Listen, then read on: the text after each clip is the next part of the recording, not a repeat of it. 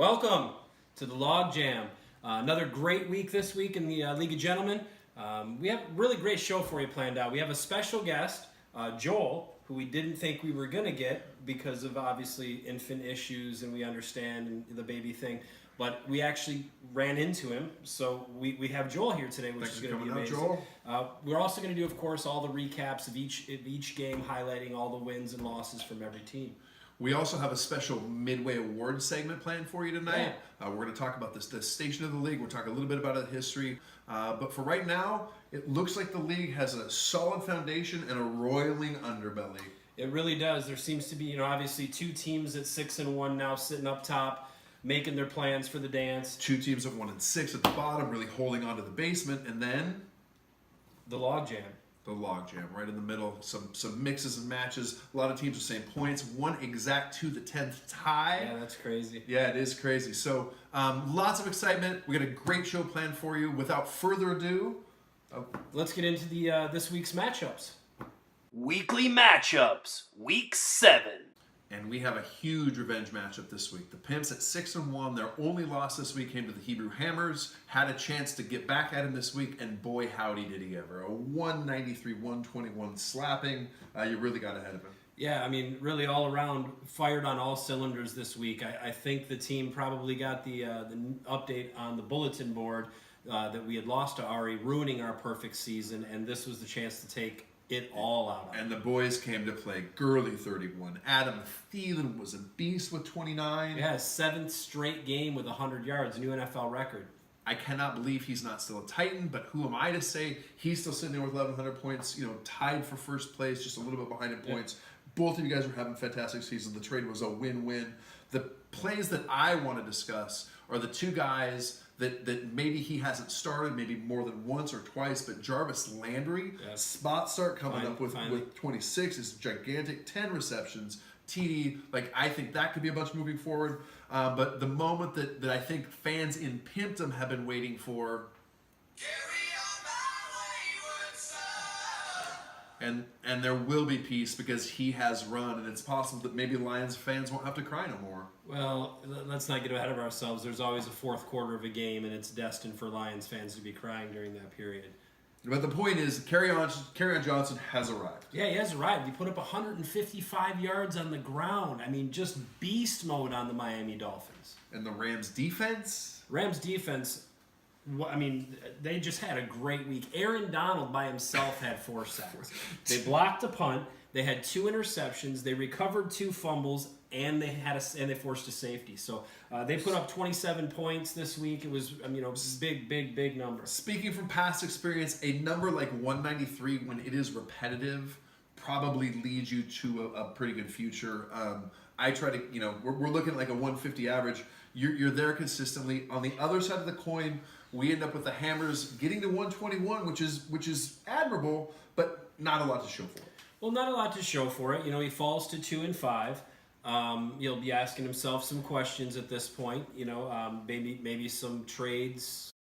I think as importantly that he drops below that gaggle, that log jam of players in points. So even if he makes up the 2 games, he's ending up, losing out on points unless he can score a bunch. Emmanuel Sanders could be great moving forward, but Kamara with 16 is pedestrian. Case Keenum, a ballsy start right there. And then Matt Breida, as recently as a week ago, we even talked about him being the number 1 in the league. Yeah, Matt Breida goes for 1 yard and has a fumble, and he's a -0.5. That really hurt Ari this week. Keenum ballsy. I know the Pimps made a couple moves. You want to talk about those moves? Yeah, we picked up a couple guys on the waiver wire because there were available quarterbacks, and Ari hadn't picked one this week. So late in the night after the waiver, I picked up a couple players and forced him to either go with Case Keenum against Arizona or Eli Manning, and he went with Keenum. All right. Well, the Pimps, big win. They have Fury next week, who's sitting there in 3rd place. Hammers and Zorros are going to battle it out to see who really ends whose season, I think, and that's where we go. Game of the week. The game of the week. We end up with Mercy Bye Week, who we may not be able to call that any longer, finally gets into the win column, takes down Daddy 147-113. Congratulations, Steve. Sorry, Daddy, about the fine, but pay up. Big week. 147 is the second highest points in the league. I mean, it's still 1-6. I don't think it's enough to get there this year, but maybe something going forward. Carson Wentz, 26.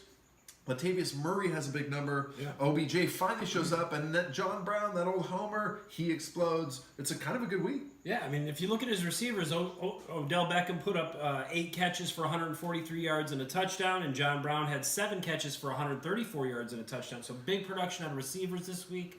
You know what I think? I think this win inflates trade possibilities for Mercy. I think that the players that went off this week, I think this is a market where he can actually show some value and maybe start. So by saying that to the league, you're trying to decrease the value already, and some. I'm just saying, hey, it's a good time to sell at 1-6, and you don't want to do it scoring 98 points. You put up 147, you have assets. I'd be interested in OBJ. I'd take a Carson Wentz. I'd be interested in BJ. Latavius Murray, all of the J's. Over on the other side, Daddy was sitting there at 4-2, drops all the way down into a tie at the bottom end. Not a great week at 113. Well, he gets Jared Goff to give him 21 points. Saquon Barkley, is giving him 26 points. Saquon has done well. He hasn't scored the 14 touchdowns that Todd Gurley has, but he's done incredibly well. And it looks like Barry Sanders to me watching this guy run, man. He really does.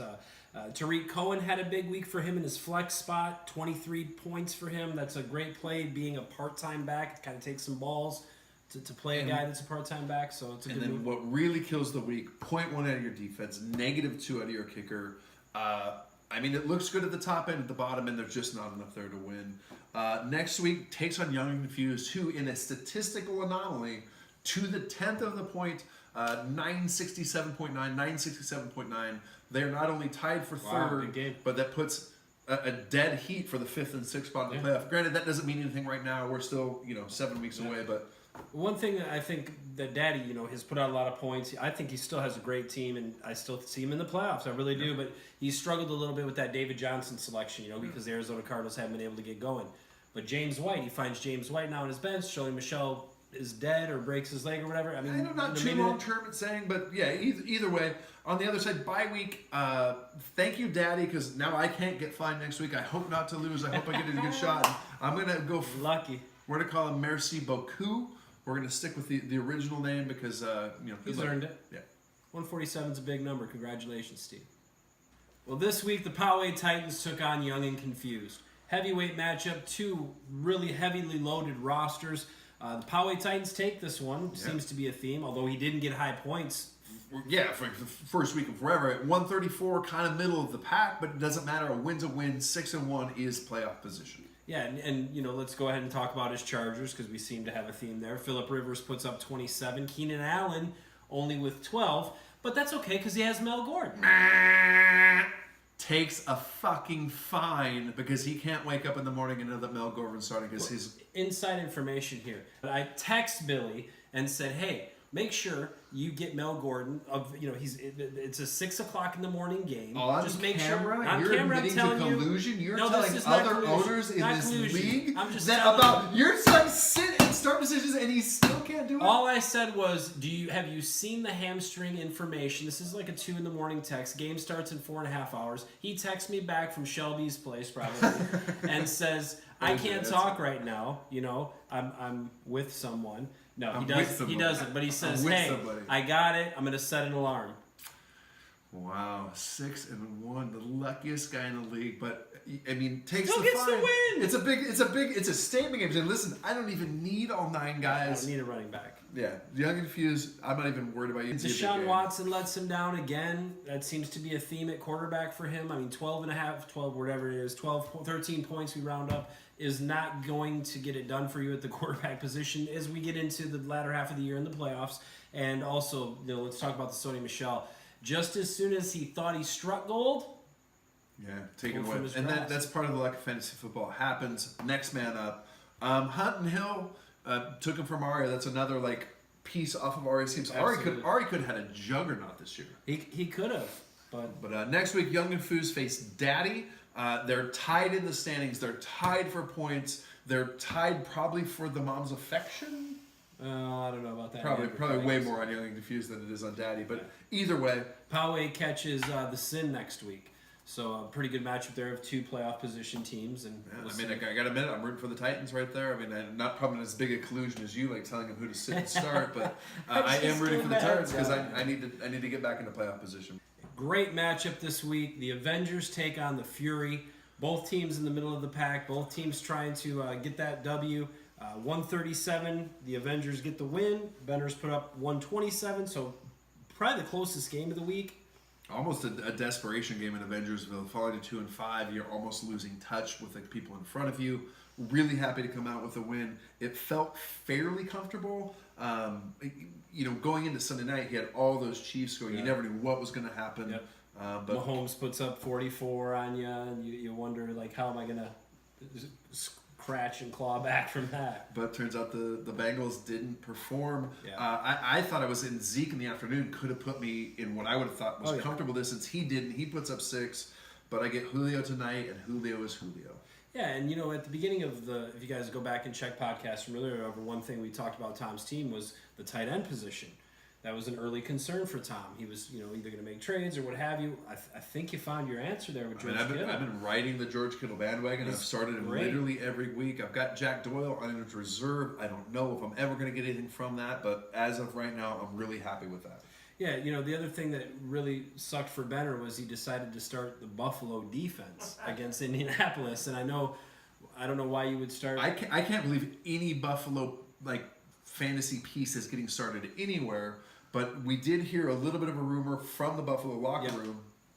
Well, the rumor is that the team quit at halftime. Devontae Davis and Just all retired. Said, boys, we're out. we out. Yeah. So Benner takes the loss here. Gets to the Pimps next week. So good luck with that, I guess. I got Merci Beaucoup at 147. He outscored me this week. I would have lost to him this week. So I got another scratch and claw. One game out of the playoffs in 7th. I obviously have points. Did you just say you have a scratch and claw next week against Merci Beaucoup? Did that really? He scored 147. He would have beat me this week. Yeah, I got a scratch and claw again. I'm crawling up from 2-4. I got to give myself a As an playoff. outside We're advisor. like 10 minutes away from removing his bye week name and giving him back Merci, and all of a sudden you got a scratch and claw. Well, hey, I mean, what are you going to take it for granted? Every team comes in. I have 994 points scored against me. Like, yes, I'm afraid of whoever's coming in. I take them seriously. All right, well, Vegas has it as a minus 17.5. This week's caboose, the Sin and Zorros. Big win for Sin. They knocked the Zorros off 145-126. They put themselves into a tie for 3rd by points, sitting in the 4th place in playoff position. Big win for the Sin. Big win for the Sin. His core gets off. Matt Ryan has a big game. AJ Green has a big game. Christian McCaffrey has a big game, and Christian McCaffrey had an okay game. Trey Burton was the one that showed up. that's Trey Burton.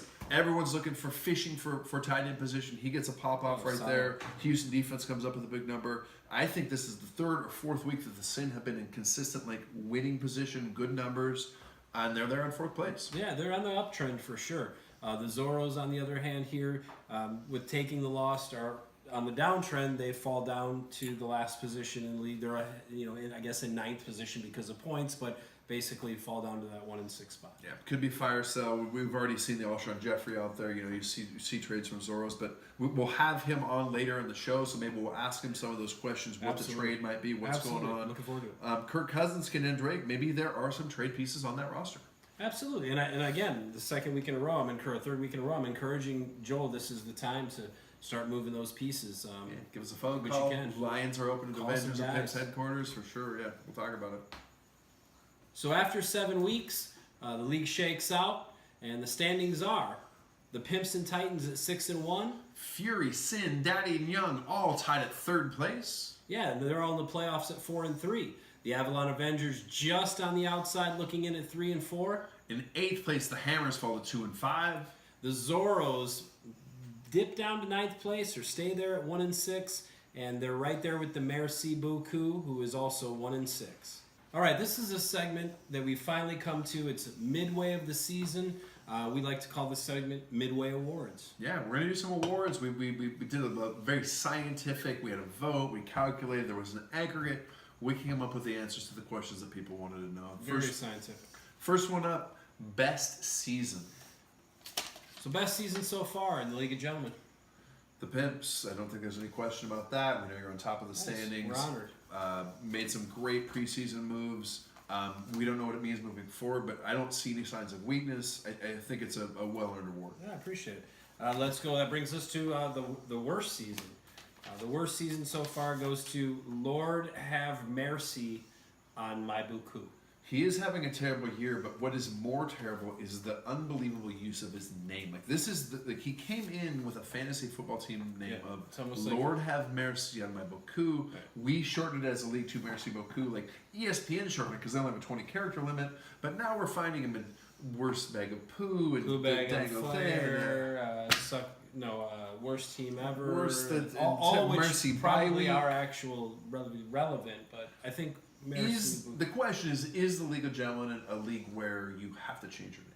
Well, I think it's a team or a league that you can change your name week to week, kind of, if you want to.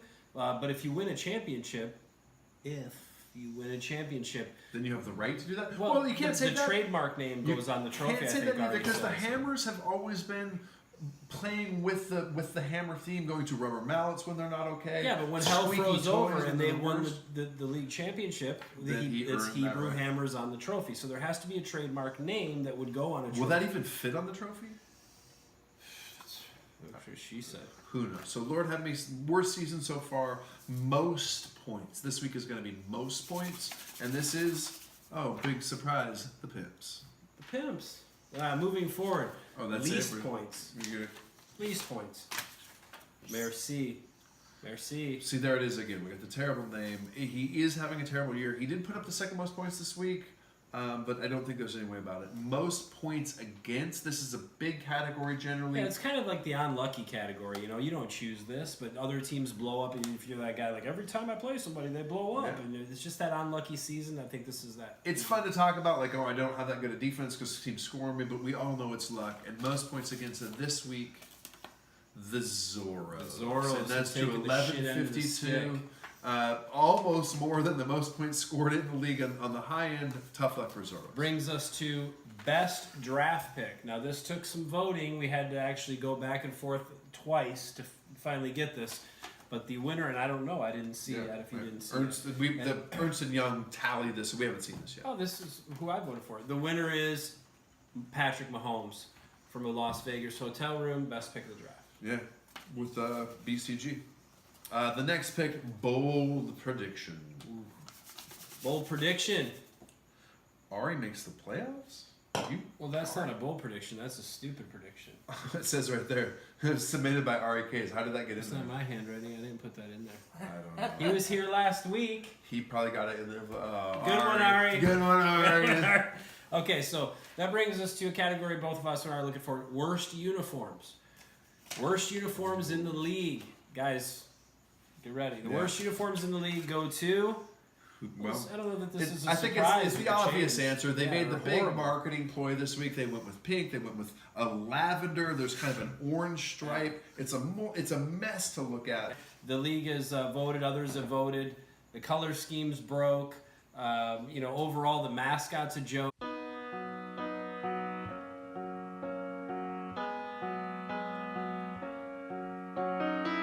Welcome to a segment we like to call the Yule Log. We didn't think we were going to have a guest tonight, but we ended up bumping into Joel coming out of Old Town, and so we thought we'd have him over for the podcast, guys. This is Joel, who's a translator of Wapo. Welcome in. Yeah, absolutely. It's great to have Joel. It's also great to have his translator here because obviously we know not a lot of you out there speak fluent Spanish. So Guavo is here tonight to help us, get Joel's answers. So Joel, first thing, you've been in the league forever. You've been a pillar of this league. There's been some questions made about your youth and maybe you having to bequeath the team to your son before you actually win a championship. What do you think about that? Do you think that you're going to get a championship before your son's old enough to understand fantasy football? Well, ¿cómo crees que vas a ganar la liga? Si quieres estar jugando, dáselas a tu hijo o cómo la vas a pensar. Hay muchos juegos que van a jugar. Si no, pues dime, yo se los digo para atrás. Pues la verdad ni sé dónde está mi hijo, mi esposa se la lleva de puta. No sé. Well, he basically said, that his son means a lot to him, and he's already bought him a couple of Travis Kelce jerseys. but he just wants to make sure that, you know, that he does win this league. All this money that he's going to win, he's going to use it on formula and diapers, and you really think you have a shot at winning this league, right? ¿Quieres ganar esta liga, no? Oh, sí, sí, claro. Perfect, Everybody perfect. wants to win. All right. Well, one other question that we've been working up. We know that you feel like you maybe took advantage of Ari in that trade a little bit. Do you have any other trades coming up in the future? No, pues cuando se le dice todo a él, que agarraste todos los jugadores de él, ¿qué onda? ¿Qué pensaste de él? Oh, sí, todos me los llevo y le pego una putiza. You know, he basically said he kicks everyone's ass. You know, when he does trades, he really looks into it, and you know, he thinks that Travis Kelce is the best player out there, and he made a huge trade for him, and that's why his son pays for it every day. You know. Well, I don't think at this point, you know, seeing your track record of trades, especially recently, that anyone would argue how good you are at manipulating other owners in the league.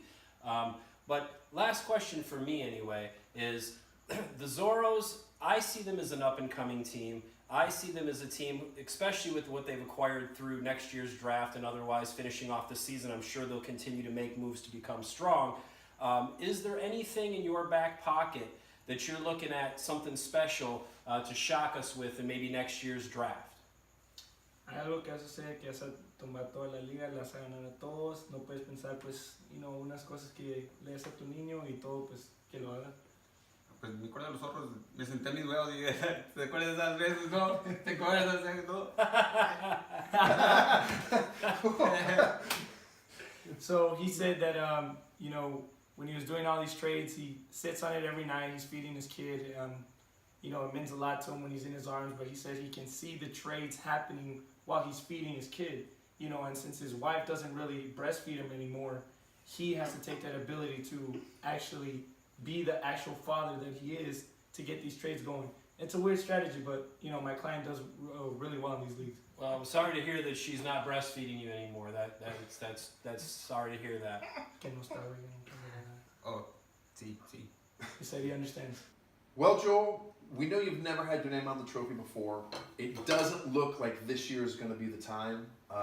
But can you give us a prediction? What year did the Zorros name get etched on that trophy? Yo sé que nunca has tenido tu nombre en el trofeo, pero pues, ¿qué piensas tú en el futuro que le vas a poner al trofeo y cuántos años crees que vas a ganar el trofeo? Pues no sé, pues el trofeo nomás quiero agarrarle a Ari. Este es mi punto ahí. Es todo lo que quieres decir. Well, he says that this year might not be the year, but his main goal is just to beat Ari. You know, since he jizzed all over the trophy and everything, he wants to have the, you know, the, what you say, like the acknowledgement to clean off all that jizz and put his son's name on that trophy. Hopefully 1 year, pass it on. You know, even set in his crib a couple years. Fair enough, fair enough. All right, guys. Well, thank you so much for coming in. Joel, El Guapo, thanks for having us. Claro, claro. It's been Gracias. fantastic to have you. ¿Quieres decir algo a la cámara antes? Ari, gracias por Travis Kelce, So thank you for Travis Kelce, man. Appreciate it.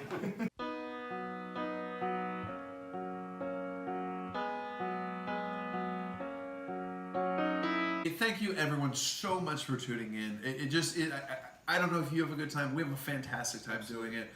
We'd like to thank Joel for coming in. Joel It's kind of Diaz. random running into him. Yeah, I mean, we didn't think we were going to get him. He's so busy with the kids and everything that's happening there.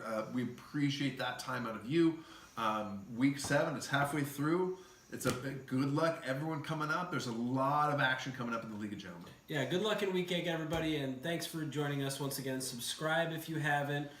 Share it with your family and friends. Tell them there might be a little bit of bad language in said videos. On occasion, yeah, there are some caveats. For those of you that wonder about like the actual inner workings of the league, we don't have time to get to that in the weekly podcast. But there are rumors of maybe production, maybe a documentary happening about the history of the league. We'll see where that goes. Absolutely. But as for right now, thank you so much. We out.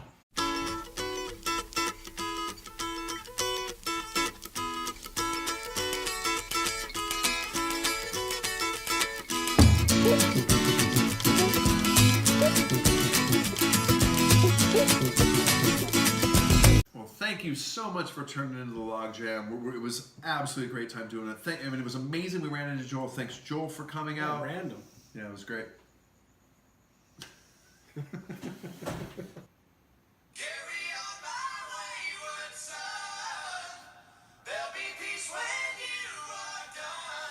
I just want to point out Has he won since? No win since the Jared Cook curse. All right. Well, the big takeaway here: Pimps keep rolling. They move to 1,200 points, 101 points ahead of second place, firmly in position. I can say pretty safe that they have clinched playoff position as of right now. Congratulations. Oh, I can't believe I did the handshake. I'm editing this shit out like you read about. This is a blooper. That was bullshit. I got taken. Oh. Yeah.